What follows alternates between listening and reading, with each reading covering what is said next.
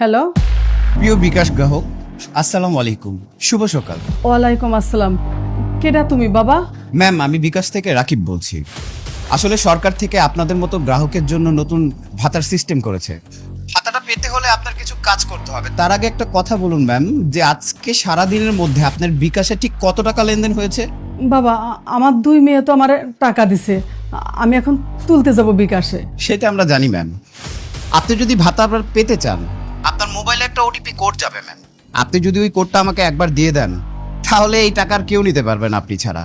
আর যদি না দেন, তাহলে হয়তো বা টাকাটা নাও পেতে পারেন। আমি তো বাবা মোবাইলের এত কিছু বুঝি না। আপনার বুঝতে হবে না ম্যাম, আপনি শুধু আপনার মেসেজে আসা কোডটা আমাকে বলেন। ম্যাম, আপনার পুরো নামটা একটু বলবেন প্লিজ। আমার নাম কোহিনুর বেগম।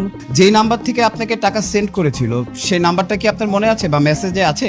Mobile number 017। ঠিক আছে ম্যাম, 5 মিনিটের মধ্যে আপনার ফোনে একটা ওটিপি যাবে, আপনি আমাকে দেবেন প্লিজ। ঠিক আছে।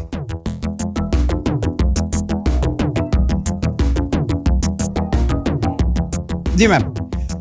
ম্যাম, আপনার ফোনে হয়তো বা সেই ওটিপি কোডটা গিয়েছে, একটু কাইন্ডলি বলবেন। Code number 0152।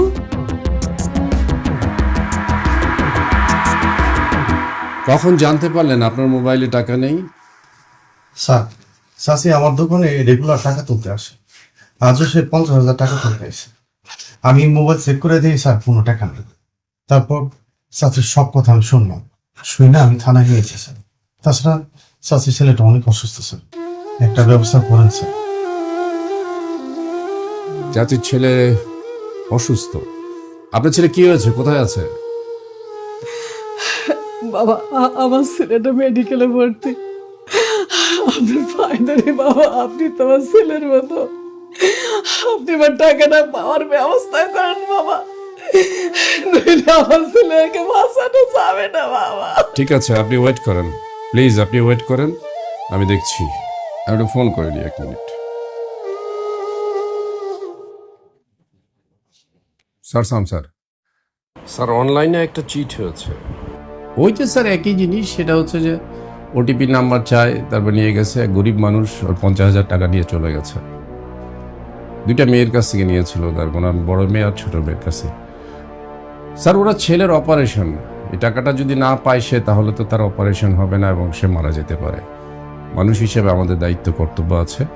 আমি ওই মেয়েটাকে রাইট স্যার, ওই মেয়েটাকে ওই ভদ্র মহিলাটাকে আমি হেল্প করতে চাই। আপনি যদি স্যার আমাকে কিছু টাকা দিতেন আপনার সোর্স মানি থেকে। স্যার ডাক্তারকে দেবো স্যার।